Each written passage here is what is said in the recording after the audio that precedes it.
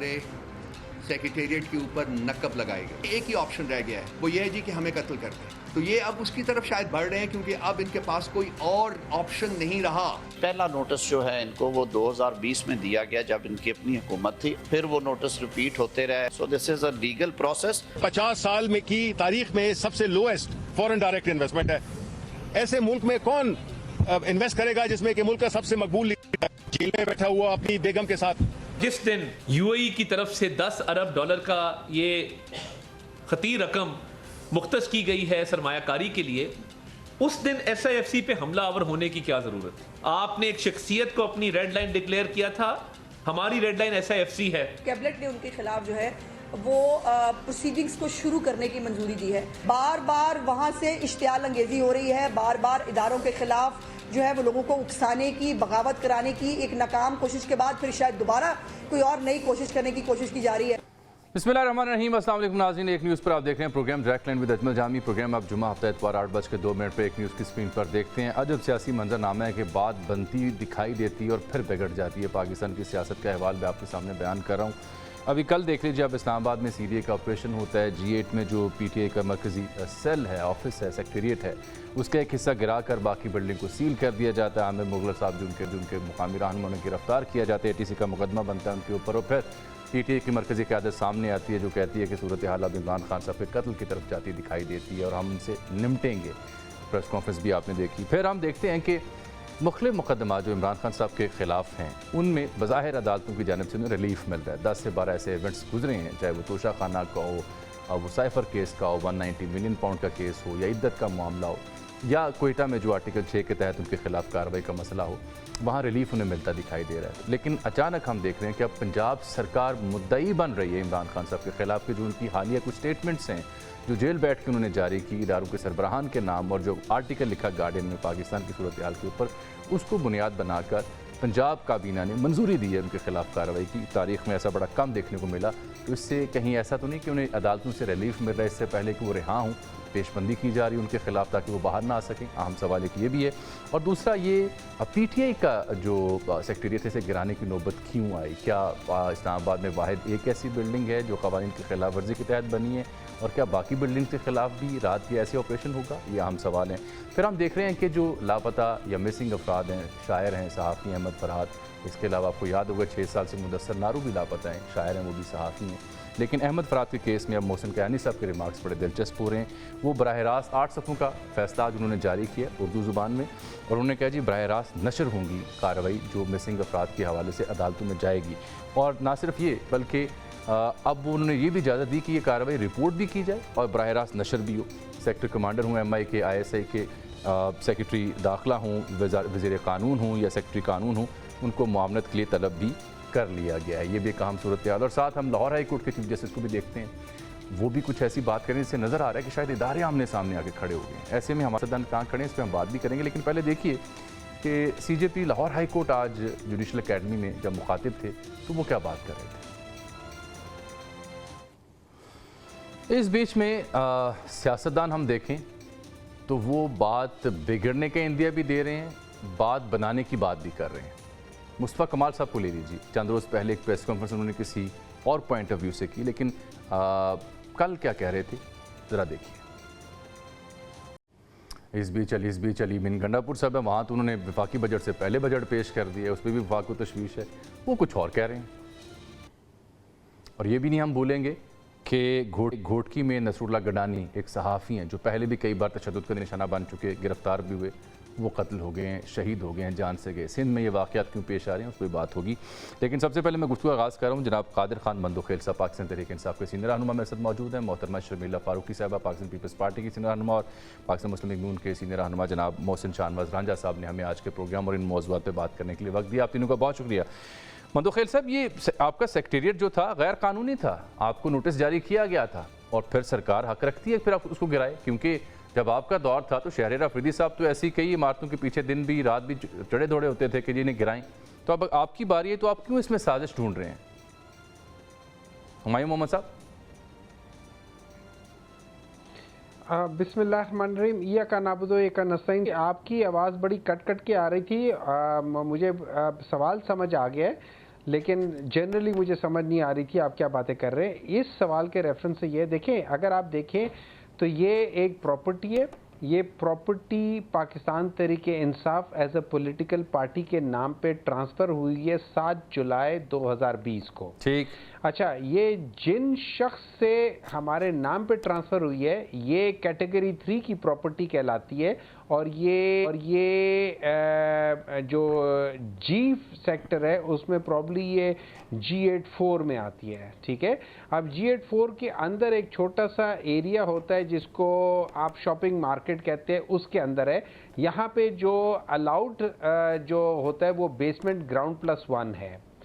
इस प्रॉपर्टी के अंदर बेसमेंट ग्राउंड प्लस 1 ही बना हुआ है, उससे ज़्यादा नहीं है। तो जो मिनिस्टर साहब ने, लॉ मिनिस्टर साहब ने आज सेनेट में on the floor of the house उन्होंने कहा दो एक्स्ट्रा हाँ, फ्लोर ऑफ द हाउस में जो कहा है कि इसके अंदर 2 एक्स्ट्रा फ्लोर्स बने हुए हैं, वो बिल्कुल गलत है।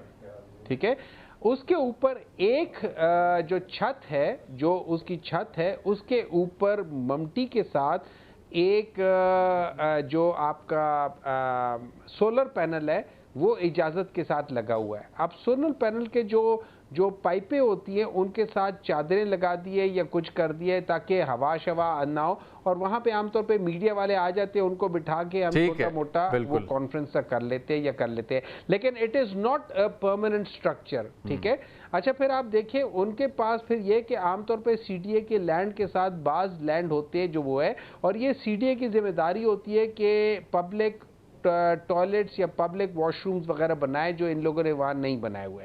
तो वहाँ पे जो लोग आते हैं उनको फैसिलिटेट करने के लिए टेम्पररी स्ट्रक्चर के अंदर टॉयलेट्स बनाए हुए हैं कि जो लोगों को फैसिलिटेट करें। इन्होंने वो टॉयलेट तोड़ दिए और एज अ बिल्डिंग के ऊपर हमारा कोई ऐसी चीज़ एक्स्ट्रा नहीं बनी हुई जो गलत थी, और जो टेम्पररी चीज़ थी आप उसको हटवा सकते हैं, लेकिन वो रात के 12 बजे नहीं, वो आप आएँ सुबह करें। अच्छा, इन लोगों ने जो कहा है कि इनके ऊपर सारे सर्व हुए हैं, मैंने जो पता पाकिस्तान तहरीक-ए-इंसाफ की सेक्रेटरी से हमें एक भी नोटिस सर्व नहीं हुआ, एक नोटिस भी हो सकता है कागजों में सर्व किया गया हो ना, आप तक ना पहुंचा हो। सर अगर सर्व किया है तो किसको सर्व किया है? ये कोई स्वीडिश तो नहीं है जो आप जाके किसी को भी सर्व कर दे। जब आप करेंगे ये बात आपकी ठीक है शर्मिला फारूकी साहब, आप ये देखें ना, ये क्या, अगर ये जो बात हुमायूं साहब कह रहे हैं दुरुस्त है, तो ये सियासी रवैये इस तरह के अगर होंगे, रात गए अगर आप किसी का सेक्रेटरीट सील करेंगे या उसका एक हिस्सा गिरा देंगे, तो इससे तो बात नहीं बनेगी, बात बिगड़ेगी। और ये तो हुकूमत की बौखलाहट की निशानी है कि रात गए आप क्यों गिरा रहे हैं। जी शुक्रिया जामी साहब। देखिए, ला कानूनियत तो नहीं हो सकती ना, बेशक ये मेरे मुखालफिन हों, हमारी सियासी नज़रियात ना मिलते हों, लेकिन हर चीज़ का एक प्रोसेस होता है। अगर कोई चीज़ गैर कानूनी है तो पहले नोटिस दिया जाता है, पूछा जाता है, टाइम दिया जाता है कि जी गैर कानूनी चीज़ है, टीम की तरफ से विजिट होता है, फिर कहा जाता है कि जी ये गैर कानूनी चीज़ है, इसको हटा दीजिए वरना हम तोड़ देंगे। बिल्कुल, वार्निंग दी जाती है, and there is a process. बिल्कुल ठीक, वार्निंग दी जाती है, 1 दी जाती है, 2 दी जाती है, 3 तक दी जाती हैं, उसके बाद एक्शन लिया जाता है। अब क्या हुआ क्या नहीं हुआ, अब उनकी सीडीए की क्या कहानी है, वो क्या कहते हैं वो मुझे नहीं मालूम, आई हैवंट हर्ड। लेकिन ये हुकूमती बौखलाहट नहीं है कि आप रात गए जाके एक बिल्डिंग को गिरा रहे हैं जो इस्लामाबाद में यानी कैपिटल में वाक़ है, सुबह आ जाते हैं आप, दिन के वक्त आ जाते हैं। देखिए, आई वुडंट से कि ये हुकूमत बराह रास्त इसमें मुलविस है और हुकूमत करा रही है। अब इतनी 4 बाथरूम तोड़ने के लिए हुकूमत, तो अभी बजट का मसला पड़ा हुआ है, IMF से जो है वो स्टाफ लेवल एग्रीमेंट नहीं हो पाई है, वो चले गए, वो कह रहे हैं पहले पार्लियामान से आप इंडोर्समेंट लेकर आए, अभी बड़े मसले पड़े हुए हैं। आई डोंट थिंक कि हुकूमत इतने छोटे मसले में एक सेक्रेटेरिएट के 2 बाथरूम तोड़ने के अंदर लेकिन देखें ना, इसी वजह से फिर तमाम उंगलियां हुकूमत पे उठ रही हैं, क्योंकि जब आपके लॉ मिनिस्टर इसको जस्टिफाई करेंगे on the floor of the house, जाहिर बात है तो उंगलियां उन पे उठेंगी। जब भी कोई चीज़ होती है जो कानून के मुतरादिफ होती है या ड्यू प्रोसेस ऑफ लॉ नहीं अडॉप्ट किया जाता तो हुकूमत वक्त कोई ठहराया जाता है। शाहनवाज रांझा साहब भी आ गए हैं, ये माहिर कानून भी हैं, सियासतदान भी हैं, उनसे बात कर लेते हैं, बराह रास्त वो भी जवाब देंगे। हुमायूं साहब की गुफ्तगू तो आपने देख ही ली नाज़रीन। रांझा साहब, आप ये फरमाइए कि रात गए ऐसी क्या आफत आ गई होगी, सीडीए हो या हुकूमत हो, सुबह सवेरे चले जाते दिन की रोशनी में मीडिया को बुलाते, बताते ये नोटिस सर्व किया है, नहीं अमल हुआ इसलिए गिरा रहे हैं, देखिए ये तो मेरे ख्याल से आप कानून में कहीं नहीं लिखा कि कोई ऑपरेशन जो है वो रात को करना है या सुबह करना है। वायलेशन जब भी लॉ की हो तो वो तो वायलेशन करने वाला जो है, अगर उसको नोटिस भी सर्व हुए और वायलेशन करने वाले को पहले इतला भी पेशगी दे दी गई है कि अगर आपने कानून की खिलाफवर्जी की हुई है, आपने कोई बाय लॉज हैं उनके ऊपर अमल नहीं किया, या आपको कवर्ड एरिया इतना होना चाहिए था, आपने उससे ज्यादा कवर्ड एरिया बना लिया, या आपका जो मैप है उसके अंदर ये चीजें हैं, आपने उससे एक्सेस चीजें बना ली, तो ये तो कोई, ये देखे ना, कानून सबके लिए बराबर है। और अगर बाकी लोगों के साथ जो है जब भी सीडीए ऑपरेशन करता है तो सीडीए के लिए कोई, हमने तो नहीं देखा आज तक कोई वक्त की पाबंदी हो। कोई ऑपरेशन जो है वो रात के 12 बजे भी हो जाता है, कोई ऑपरेशन सुबह अर्ली भी हो जाता है, कोई ऑपरेशन दोपहर में भी हो जाता है। अगर एक बात जो दुरुस्त है वो ये है कि वायलेशन, सवाल ये होना चाहिए कि क्या वायलेशन थी। अगर वायलेशन थी तो फिर जो एक्सिक्यूशन एजेंसी है उसके ऊपर कोई ममानियत नहीं है कि वो रात को ऑपरेशन करे या वो सुबह को करे या वो दोपहर में करे। तो अगर वायलेशन है तो फिर तो उसके ऊपर कोई उससे ज्यादा मेरे ख्याल से इस पे बहस करने की जरूरत ही नहीं है। और जिस तरह वो बता भी रहे हैं कि वायलेशन है, तो मेरा ख्याल से उसके बाद टाइम की ममानियत या टाइम की पाबंदी तो कहीं भी कानून में नहीं लिखा, ना रूल्स में लिखा है, सीडीए के बायलॉज में लिखा है। हमने तो देखा है सुबह सुबह भी ऑपरेशन होते देखे हैं, रात को भी ऑपरेशन होते देखे। बिल्कुल बिल्कुल बिल्कुल ठीक है। अब हुमायूं साहब, ये उस तरह की ऑपरेशन है ना, थोड़ा याद रखें, रायवंड को भी रात को एक दफा इन्होंने दीवारें तोड़ी थी। नहीं, मैंने तो मिसाल दी है कि शहर रफीदी साहब जब थे यहाँ पे इस्लामाबाद में, जब तोड़फोड़ हुई थी, गैर कानूनी इमारत या नक्शे बिल्डिंग गिराई गई थी, तब भी वो इसकी कानून की अमलदारी की ही बात कर रहे थे जैसे आप कर रहे हैं, तकरीबन यही बात वो कर रहे थे। बहरहाल ये हुमायूं साहब, इस सब के बीच जो आपकी क़यादत आज सामने आई ना, वो कह रहे हैं जी इमरान खान साहब के कत्ल की तरफ जाती हुई बात दिखाई देती है। इस सेक्रेटेरिएट के गिराए जाने या सील करने से ये मुद्दा कहाँ से खड़ा हो गया? आप कैसे इसे ट्रांसलेट कर रहे हैं खान साहब की लाइफ थ्रेट को? सॉरी, मुझे समझ नहीं आई, दोबारा बोलिए। हुमायूं साहब, मैं आपसे अर्ज ये कर रहा हूँ कि ये मामला आपके सेक्रेटेरिएट का है, उसके ऊपर बहस होगी पैनलिस्ट के साथ, लेकिन आपकी क़यादत जो आज मंजर आम पर आई, शिबली फराज साहब हूँ, उमर अयूब साहब हूँ या दीगर, वो कह रहे हैं जी बात अब इमरान खान के कत्ल की तरफ जा रही है। ये कैसे आप इससे अखज़ कर सकते हैं कि अपने ऑफिस के सील होने से इमरान खान साहब की लाइफ को कैसे थ्रेट आप फील कर रहे हैं? इसका क्या ताल्लुक बनता है? देखिए, जनरली इस तरह होता है कि ये डेस्परेट मेजर्स होते हैं। आपने देखा होगा इससे पहले जो रऊफ़ हसन साहब के साथ जो किया, उनका अच्छा, वो लोग कहते हैं ये ब्लेड है, लेकिन वो जो उसमें जो कट लगा था वो ब्लेड का नहीं है, क्योंकि ब्लेड नॉर्मली इतना डीप नहीं जाता। वो तो रिपोर्ट बता रही है कि पंच है, तेजधार आला जो पहना जाता है नक्कल टाइप का। नहीं, ये नकल डस्टर नहीं है, ये नकल डस्टर नहीं है। नकल डस्टर का जो होती है वो लेसरेशन होती है, जो कि स्ट्रेट कट नहीं होती है। ये कट है, ये कोई शार्प इंस्ट्रूमेंट है, ये नकल डस्टर नहीं है, ठीक है, ये याद रखिए। अच्छा, उसमें तो जब ये सारी चीज़ें आप देखते हैं और जिस तरीके से इमरान खान, उनको पता है कि इनके काबू में नहीं आ रहा, वो ना इनकी बातों के सामने सर झुका रहा है, ना वो अपने मौक़िफ़ से पीछे हट रहा है, ना वो PMLN वालों की तरह मुल्क से बाहर भाग रहा है, ना वो पीपल्स पार्टी वालों की तरह सेल्फ एग्जाइल जाने की कोशिश कर रहा है, ना उसकी कहीं इधर उधर की प्रॉपर्टियां निकल रही हैं, ना उसका नाम, उनकी जान को खतरा कैसे हो गया इस इवेंट से? मैं तो ये समझना चाह रहा हूँ कि आपने इस एक इवेंट की बुनियाद पे आपकी क़यादत सामने आके कहती है कि उनकी जान को खतरा है। वो खुद भी अगर आर्टिकल लिखते हैं या कुछ ट्वीट करते हैं तो कहते हैं मेरी जान को खतरा है। इस वक्त तो उनका एक बाल भी करने की मुताहमिल नहीं है रियासत। देखिए, इस तरह ये है कि इस किस्म के बंदे को आप लोग जब हैंडल नहीं कर पाते तो फिर डेस्परेशन पे आप लोग गलत तरफ चले जाते हैं। भुट्टो को जिस तरीके से हैंडल किया था, ये उस ज़माने की डेस्परेशन थी।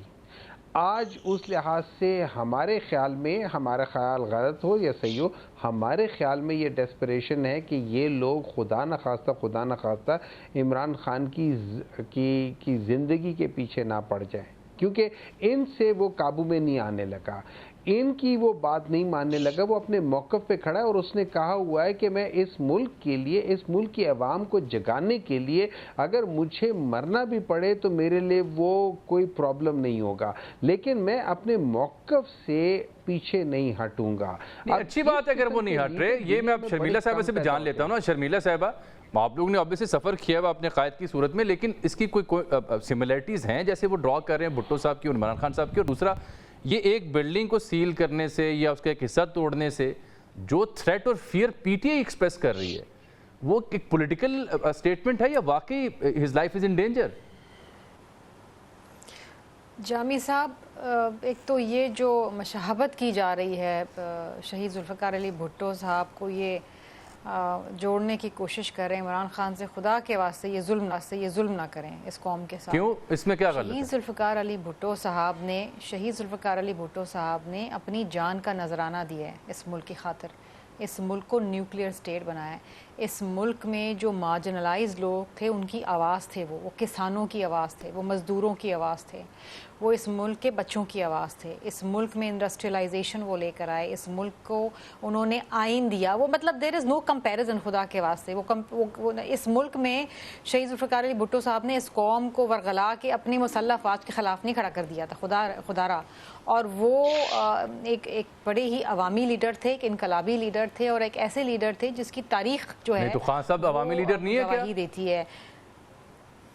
नहीं, अवामी लीडर तो वो नहीं होता ना जो कौम को गुमराह करे, जो कौम को ये कहे कि आओ जी अपनी मुसल्लह अफवाज के ख़िलाफ़ खड़े हो जाओ, जो अना की सियासत करे।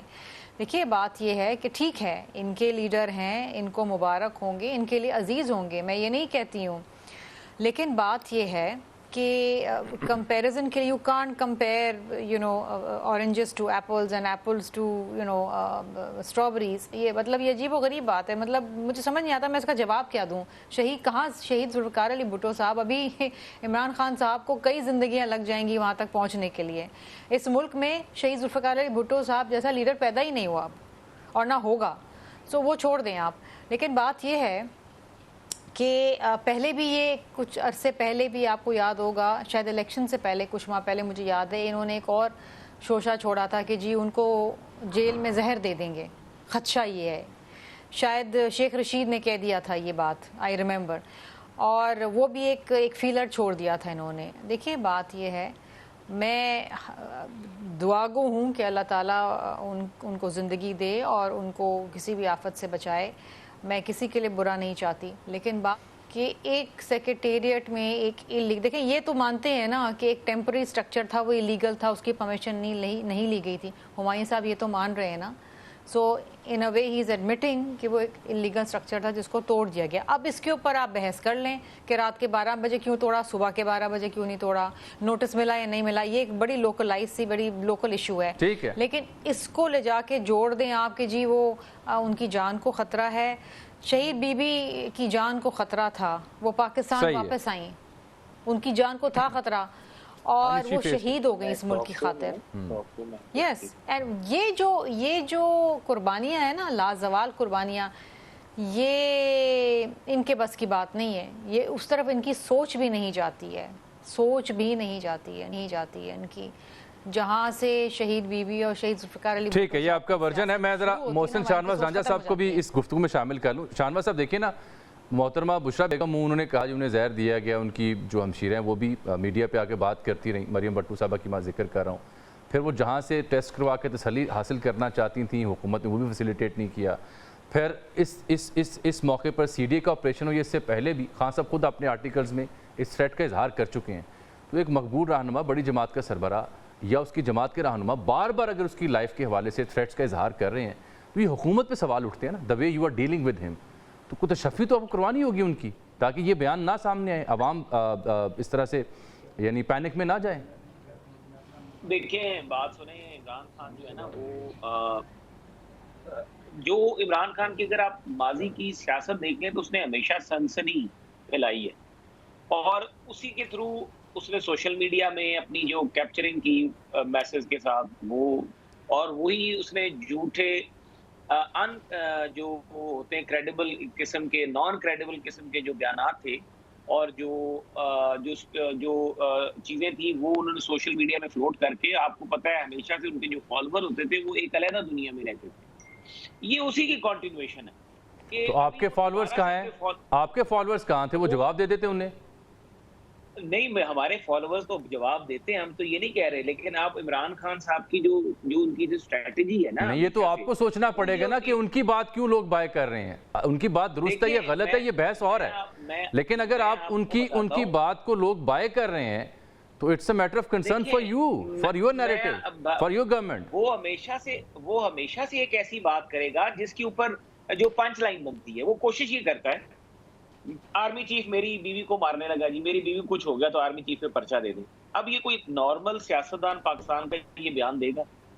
कोई नॉर्मल आदमी, बीवी को पता लगा जब चेकअप हुआ तो बिल्कुल ठीक हुआ, क्या हुआ? सिर्फ और सिर्फ वो एक पूरी खबर फैला के और अपने लोगों को दोबारा से पाकिस्तान में एक जो है एक ऐसी फजा कायम करने की कोशिश की। अब ये दूसरा बयान है कि जी मेरी जान को खतरा है, मुझे मार दिया जाएगा। देखिए, राना सनाउल्लाह को जेलों में डाला, उसको आपने किस तरीके से किया, नवाज शरीफ जो था उसके साथ आपने क्या सलूक किया। कोई इस तरह से सूरत हाल जो थी वो पैदा नहीं होती थी और लोगों ने अपनी जेलें भी काटी। हमारी सारी की सारी क़यादत जो थी, लोग हॉस्पिटल में रहे, बीमार रहे, शदीद बीमार रहे, और लेकिन उसके बावजूद भी जो था हमने तो इस तरह की लेकिन शदीद बीमारी के बाद फिर आपकी क़यादत, फिर शदीद बीमारी के बाद आपकी क़यादत बैरून मुल्क इलाज के लिए भी चली गई ना। कर दिया। एक छोटी सी मैं ब्रेक यहाँ ले लेता हूँ, क्योंकि अब इदारों के खिलाफ जो नफरत अंगेज़ बयानी है ये बनाने पर मुबीना तौर पर जो इमरान खान साहब के खिलाफ पंजाब का भी ना कार्रवाई की मंजूरी दे रही है। कहीं इसकी वजह ये तो नहीं है कि बाकी जो केसेस उनके खिलाफ हैं वहाँ रिलीफ उनके हक में आ रहा है, इससे पहले कि रिलीफ की सूरत में बाहर आएँ, सरकार पेशबंदी कर रही है। बात करेंगे अपने रहनुमाओं से एक ब्रेक के बाद।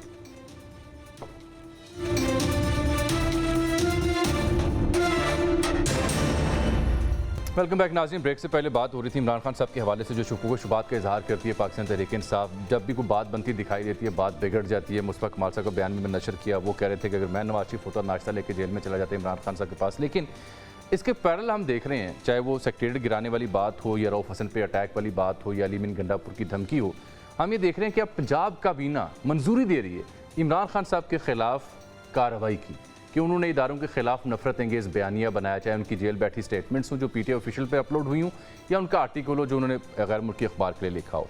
तो ये हुमायूं साहब, क्यों पंजाब हुकूमत ने ये फैसला किया? क्या आपको लगता है कि चूंकि अदालतों से रिलीफ मिल रहा है, केसेस से वो फारिग हो रहे हैं, ज़मानत हो सकती है, इसलिए पेशबंदी है, या वाक़अतन something is serious against him? देखिए, अब मुझे नहीं मालूम कि उनके दिमाग में क्या है। वो लोग अपनी पूरी कोशिश कर रहे हैं कि पाकिस्तान तहरीक इंसाफ के जो बानी है इमरान खान, उसको किसी तरीके से वो जेल में रखें, क्योंकि जो उन लोगों ने पहले घटिया किस्म के, नीच किस्म के केसेस बनाए थे, झूठे केसेस बनाए थे, वो तो ग्राउंड, वो उनके पास तो ग्राउंड नहीं है, वो तो ख़त्म होने वाले हैं। अब ये कुछ कोशिश कर रहे हैं कि इधर से उधर से कर लें। और पंजाब की जो काबीना है, मतलब जिनका लीडर ही अनपढ़ हो, जिसने कोई इम्तिहान पास नहीं किया हो, सिफारिश में स्कूल में, ये आप किसे कह रहे हैं? तमाम पढ़े लिखे लोग हैं, आप किसे अनपढ़ और डिग्री लेस कह रहे हैं? पढ़े लिखे लोग हैं सर सारे। आप ज़रा हिस्ट्री पढ़ लेना कि किसने प्रिंसिपल को निकलवा के दाखिल करने की कोशिश की, कौन मेडिकल कॉलेज में जाने की कोशिश की, हर जगह से वो कर ले। लेकिन मैं एक कमेंट करना चाहूँगा। मैं ज़रा शर्मिंदा साहबा ने एक दो बातें की थी। देखिए, इस तरह है कि बेनज़ीर साहबा बार बार कहती रही थी कि उनकी जान को ख़तरा है। लोगों ने शायद उसको सीरियसली नहीं लिया, या शायद what ever it is, and में क्या हुआ। तो इंसान को बाज़ दफ़ा बाज़ चीज़ों को सीरियसली लेना चाहिए, ठीक है। नंबर 2, फिर इन्होंने कहा कि इमरान खान को और जुल्फ़िकार अली भुट्टो को आप आपस में मिला नहीं सकते, क्योंकि एप्पल्स और ऑरेंजेस और फलाना फलाना फलाना को नहीं मिला सकते। मैं बिल्कुल इनसे एग्री करता हूँ, नहीं कर सकते। इन दोनों में ज़मीन आसमान का फ़र्क है।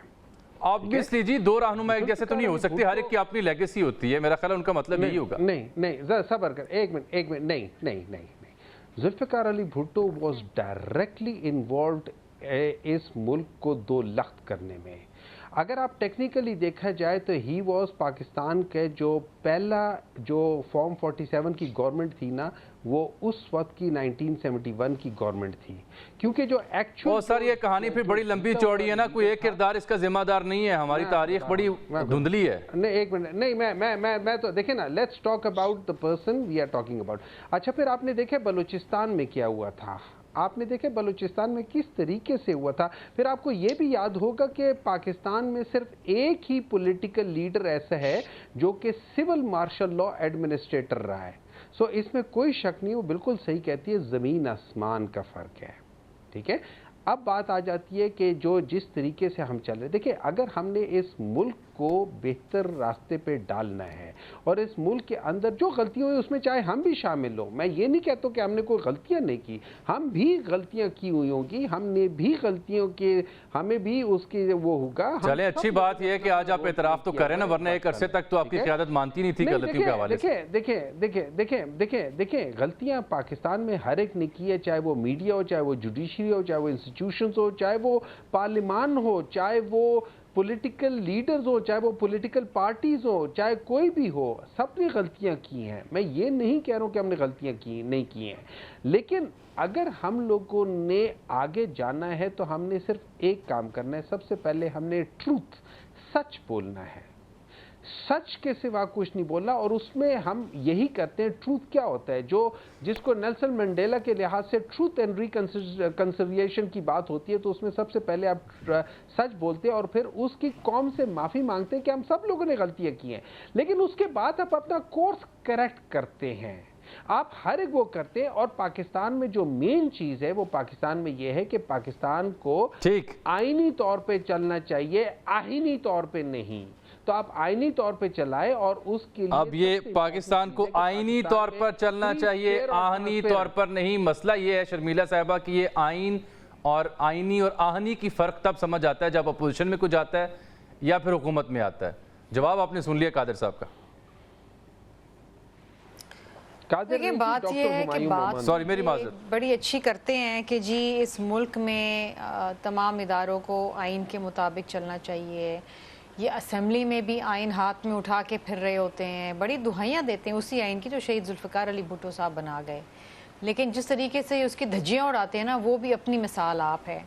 मतलब एक सियासी जमात कहती है कि मैं इलेक्शन के मामलात पे सिर्फ बात करूँगी तो करूँगी इस्टेब्लिशमेंट से। ये कोई भी सियासी जमात जो वाकई जमहूरी, हुमायूं साहब उम्मीद आप सुन रहे होंगे शर्मिला साहिबा को, रखती है, वो ये बात नहीं, क्योंकि आइन में तो कहीं ये नहीं लिखा।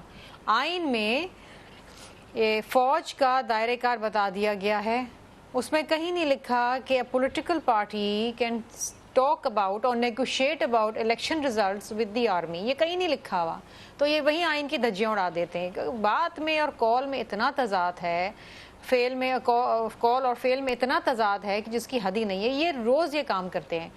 अच्छा, अब बात ये है कि ये रूल्स ऑफ बिजनेस होता है ना, इसके तहत हाउस चलता है, रोज़ उसकी धज्जियाँ उड़ाते हैं। रोज़ टेलीविज़न पे बैठ के कहना बड़ा, जहाँ इनको सूट करता है वहाँ आइन आ जाता है, वहाँ रूल्स ऑफ बिजनेस आ जाता है। जहाँ इनको सूट नहीं करता ये ऐसे उड़ा के ऐसे फेंकते हैं, किताबें इस तरीके से फेंकते हैं। मतलब पार्लियामान को इन्होंने उसके वकार को इतना मजरू किया है कि कभी कभी दुख होता है कि वो तो पार्लियामान को मानते ही नहीं है ना, वो कहते हैं ये जाली हुकूमत है, जाली पार्लियामान है उनके पास। पार्लियामान को मानते नहीं हैं, लेकिन पार्लियामान में आते हैं, पार्लियामान में अपना रोना रोते हैं, पार्लियामान में इलेक्शन में हिस्सा लेते हैं, चाहे वो प्रेसिडेंट का हो, चाहे प्राइम मिनिस्टर का हो, स्पीकर का हो, चेयरमैन सेनेट का, सब में हिस्सा ले रहे हैं, लेकिन मानते नहीं हैं। मानेंगे ये उस वक्त जब इनके लोग आके बैठ जाएंगे ना, जब ये इस तरफ होंगे ट्रेजरी बेंचेस पे, जब ये पार्लियामान को मानेंगे। बात ये है कि 2018 में जब हम रोते थे फॉर्म 45 पे, जब हमें फॉर्म 45 नहीं मिलता था, इनको तो फिर भी मिल गया ना, जो ये कहते हैं हमें तो मिलता ही नहीं था। जब हम रोते थे तो ये हमारा मजाक उड़ाते थे, और उस वक्त बिलावल भुट्टो जरदारी साहब कहते थे कि ये वक्त तुम पे भी आएगा, तो आज जो है कोई इस्लाहात कर लो। नहीं माना इन्होंने। आज भी बिलावल भुट्टो ये कहते हैं कि तारीख ने एक और दफ़ा आपको मौका दिया है, आज भी बैठ के हमारे साथ इस्लाहात कर लो। ये आज भी नहीं मानते, आज भी इनका वो ही रोना है। और मैं आपको एक बात बताऊं कि as you sow shall you reap. Quite unfortunate तारीख से तो हमारे ना कोई भी सियासी जमात या कोई भी सेटअप जो पाकिस्तान में रहा, हुए जेल ले गए थे जब इनको कोई तकलीफ नहीं हुई थी, जब इनका दिल नहीं दहला था, जब एग्जैक्टली नहीं, ये कई बार डिस्कस हुआ है। बीबी के लिए इनका दिल तड़पता है, लेकिन इस मुल्क की किसी और औरत के लिए इनका दिल नहीं। यही अलमिया है ना, यही अलमिया है कि हमारे सियासतदान हो, हमारी रियासत हो, हमारी मुक्तदरा हो, माजी से नहीं सीख रही, और उसके नतीजा ये है कि हम आज यहाँ बैठे ये रोना रो रहे हैं। जो आप भी मोरलेस वही बात कर रही हैं, हुमायूं साहब भी वही बात कर रहे हैं, शाहजहां रांझा साहब भी अगर अपना माजी देखें तो वो ये बात करेंगे। लेकिन रांझा साहब, ये अदालतों से रिलीफ की वजह है जो उन्होंने पंजाब काबीना इन एक्शन आ गई है, बड़ा अनप्रेसिडेंटेड सा है कि काबीना उनके खिलाफ मंजूरी दे रही है केसेस की, उनके बयानात के ऊपर जो उन्होंने सोशल मीडिया पे दिया, ये आर्टिकल लिखा हो, क्योंकि अदरवाइज हम देख रहे हैं कि जो भी केस है वो उड़ रहा है उनके खिलाफ। देखिए जी, जहां तक इनके केसेस का सवाल उठता है और पंजाब काबीना जो अगर मंजूरी दे रही है, देखिए हम हमेशा से ये कहते आए हैं कि जो बयानात जिम्मेदार बयानात हो और जिनके अंदर सच्चाई और सदाकत हो, वो तो बयानात आप दे ले और साबित कर सकते हो। इमरान खान साहब ने माजी में जितने भी बयानात दिए अपनी जान के हवाले से, बुशरा बीबी के हवाले से, वो सारे के सारे बयानात जो थे वो गलत साबित हुए। इवन झूठ बोला गया और पाकिस्तान की मासूम आवाम से 9 मई का वाकया करा लिया। छोटे छोटे बच्चे और खवातीन जो थी उनको वर्गला के 9 मई कराया गया और उनसे उनको वो तस्वीरें दिखाई गई और कहा गया बस अभी आर्मी चीफ साहब जो हैं उनके खिलाफ फौज तख्ता उल्टने लगी है। और ऐसी दुनिया में फ्रेम ऑफ माइंड में लेके गए कि उन लोगों ने 9 मई कर दिया और वो चढ़ दौड़े आर्मी के जितनी भी तनसीबात थी उनके ऊपर। तो ऐसी गैर जिम्मेदार अगर गुफ्तगू होगी और उस गैर जिम्मेदार गुफ्तगू को शेयर किया जाएगा लोगों के बीच में और लोगों को एक झूठ की कैफियत में मुब्तला किया जाएगा, तो फिर पंजाब हुकूमत कार्रवाई ना करे तो फिर और क्या करे। लेकिन ये बात ज़हन में रहे कि जब आप भुगत रहे थे तब पीटीआई की सरकार पंजाब में हो या वफाक में हो, काबीना ने ऐसी किसी भी कार्रवाई की आपकी क़यादत के खिलाफ मंजूरी नहीं दी थी, ये आपको देनी पड़ रही है डिस्पाइट द फैक्ट कि खान साहब is dealing with multiple cases right now. देखिए खान साहब को उस वक्त बड़ी मेहरबानी खान साहब की ये थी कि पहले तो साकिब निसार साहब बैठे रहे काफी अर्सा, उसके बाद आपको पता है कि अदालतों में नवाज शरीफ के खिलाफ तो जजेस बोल के गए कि भाई हमें मजबूर किया गया शौकत सिद्दीकी को निकालें, हमें तो वो जो अनोखे लाडले वाला जो ट्रीटमेंट था वो अदलिया की तरफ से नहीं मिला, वो जो इमरान खान साहब को मिलता था।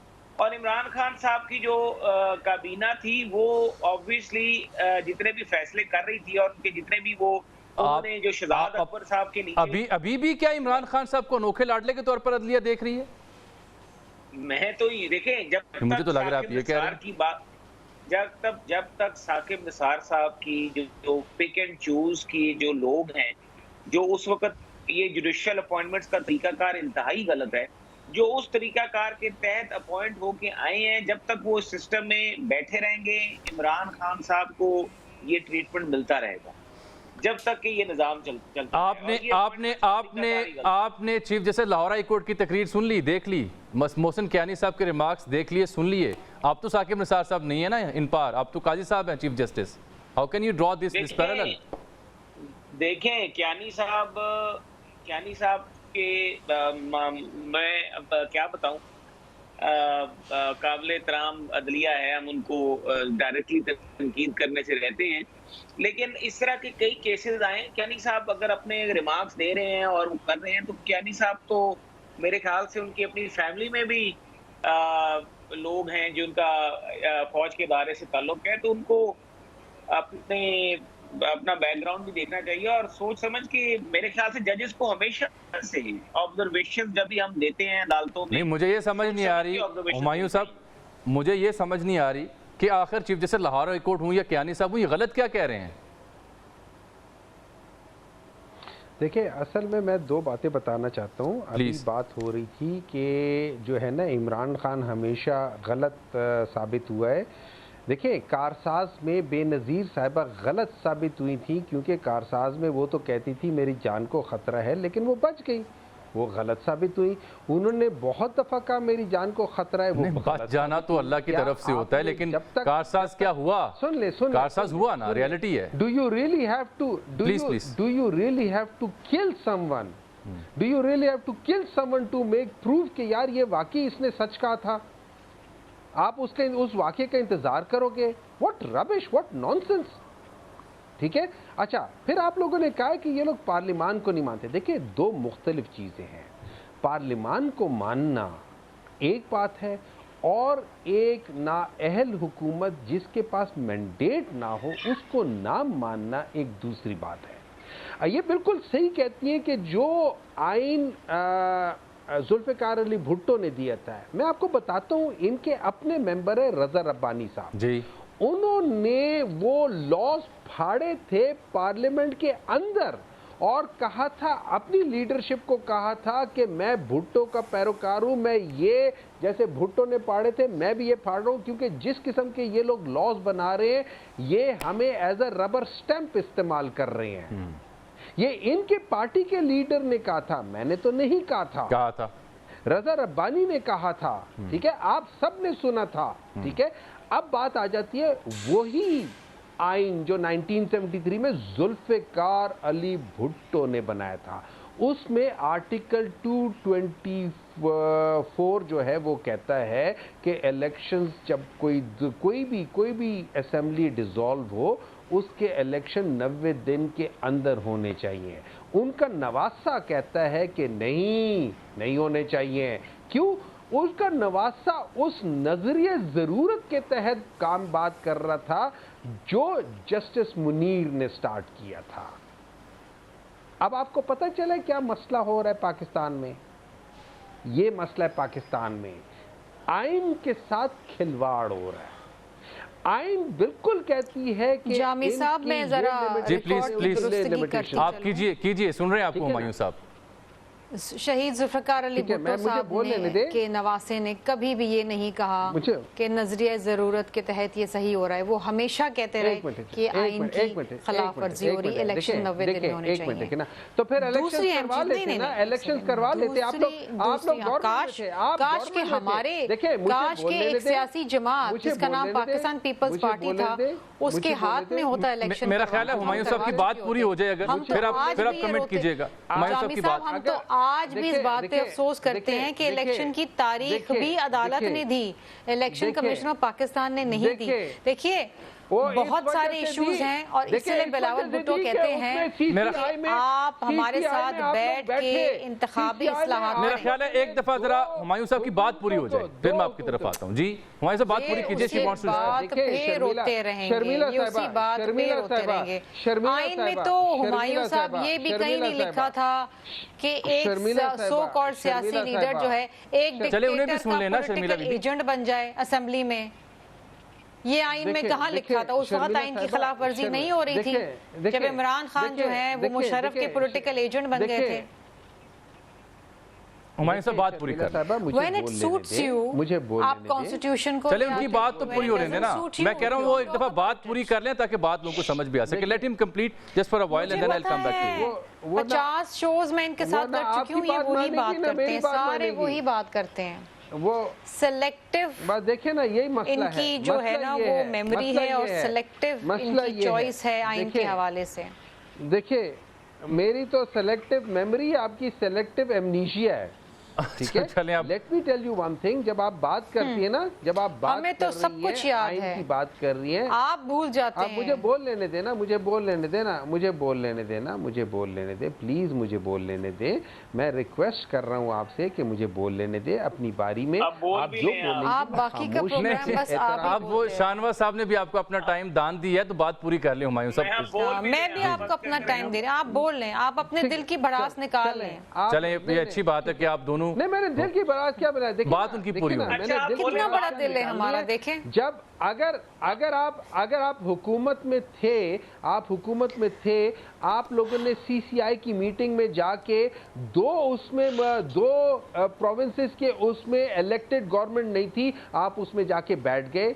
ये आप लोगों ने गलत किया। आप लोगों ने उस वक्त उठकर कहते हैं कि जब सुप्रीम कोर्ट में सारे जजेस ने कहा था कि हाँ इलेक्शन 90 डेज के अंदर हो, आप लोगों ने कहा नहीं हमारे पास पैसे नहीं है, आप लोगों ने नहीं हमारे पास ये नहीं है। हालांकि आर्टिकल 220 कहता है कि अगर चले ये पाक हो या राजा साहब इससे डिसएग्री कर रहे हैं, लेकिन एक छोटी सी ब्रेक है मेरे पास, बड़ी छोटी सी short break. I will come back.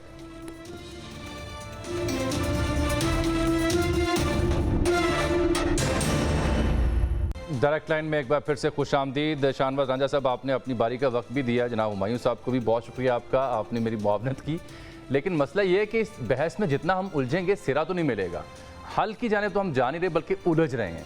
और मुस्तफ़ा कमाल साहब चंद रोज़ पहले एक प्रेस कॉन्फ्रेंस कर रहे थे किसी और मौजू पर, अब वही ये सोल्यूशन दे रहे हैं कि अगर मैं नवाज शरीफ होता सुबह का नाश्ता लेके चला जाता इमरान खान साहब के पास और एक दूसरे को हम माफ़ करते और कहते हैं किसी और को भी माफ़ करते हैं ताकि आगे बढ़ा जा सके। हरजी क्या है ऐसी माफ़ी तलाफ़ी में साहब आप? जो नवाज शरीफ साहब तो मुस्तफा कमाल साहब के मशवरे का जो प्रैक्टिकल है वो 8 से 7-8 साल पहले बनी गाला कर जाके दिखा चुके हैं। नवाज शरीफ साहब की जब हुकूमत थी वो तो खुद चल के इसके घर गए थे। इनकी जो जब ये बीमार हुए तो इनकी मजाज जब गिरे वो जलसे में तो मजाज पुरसी करने के लिए अस्पताल गए थे। नवाज शरीफ ने तो के भाई ने तो जाली इलेक्शन जो कि 2018 में हुआ था और जिस तरह से आरटीएस सिस्टम फेल हुआ था उसके बावजूद इमरान खान को मिसाकी मईशत करने की दावत दे दी थी। नवाज शरीफ और शहबाज शरीफ के खानदान ने तो इनको दोबारा कई आप भी ऐसा कुछ कर लेना। अब जब के you are in government it's time now to do something like that जो आप पहले करते रहे हैं। बात ये है कि इमरान खान साहब को हम 9 मई की तो माफी नहीं दे सकते। इमरान खान साहब को 9 मई की माफी हम नहीं दे सकते। देखिए आप एक मुकदमे का मुद्दई अगर उसको अदालतें अलबत्ता उन्हें माफ कर रही हैं। देखिए अदालतें जो है पाकिस्तान की वो अदालतों में जाए वहां से इंसाफ लें, अगर उनको इंसाफ मिलता है तो ठीक है। लेकिन जहां तक सियासत में या पाकिस्तान की स्टेबिलिटी को आगे बढ़ने का जहां तक सवाल उठता है तो ये अभी सेनेटर साहब जो फरमा रहे थे कि यहाँ पे you have to die to prove something, तो कुलसूम नवाज ने तो बेचारी जो वफात पा गई और ये उस वक्त तक उनकी अस्पताल के दरवाजों में जाके तस्वीरें बनाते रहे कि ये सब ड्रामा हो रहा है। Better reality. तो जिन लोगों की सोच ये है, जिन लोगों की मतलब ये थी, मैं पास्ट की तरफ नहीं जाना चाहता था, मैं फ्यूचर की बात करना चाहता हूँ। आज भी इनके पास वक्त है, आए इमरान खान के अलावा भी तो तहरीक इंसाफ के लोग हैं ना, सेनेटर साहब भी हैं, बाकी लोग भी हैं, ये आई और असेंबली में बैठे और कानून साजियों में हुकूमत के साथ ताउन करें। लेकिन वो ये है ना कि हुमायूं साहब और उनकी जमात माइनस इमरान पे बात करने को तैयार नहीं है। क्यों जी हुमायूं साहब? देखिए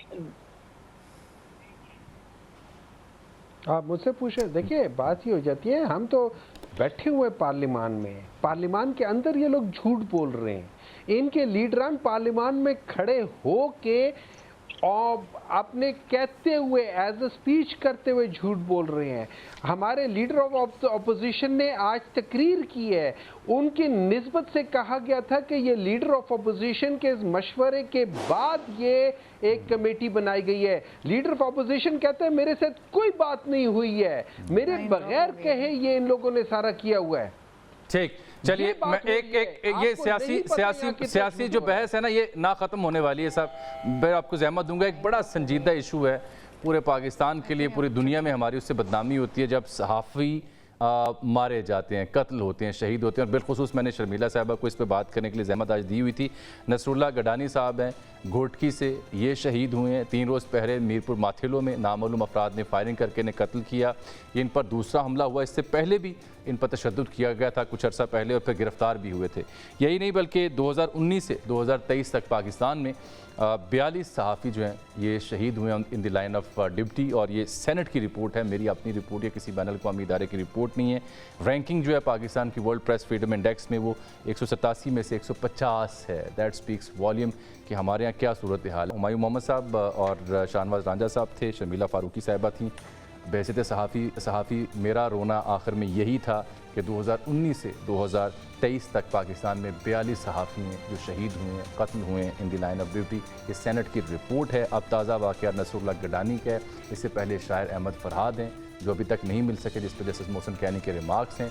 और उससे पहले मुदस्सर महमूद नारू, वो भी सहाफ़ी थे, वो भी शायर थे, 6 साल से लापता है। उनका इकलौता छोटा बच्चा सच्चल 6 साल से अपनी दादी के हमरा अपने बाप को ढूंढ रहा है। उम्मीद है उस तक भी अदालतें जाएंगी। मुझे इजाज़त दीजिए, अल्लाह हाफ़िज़।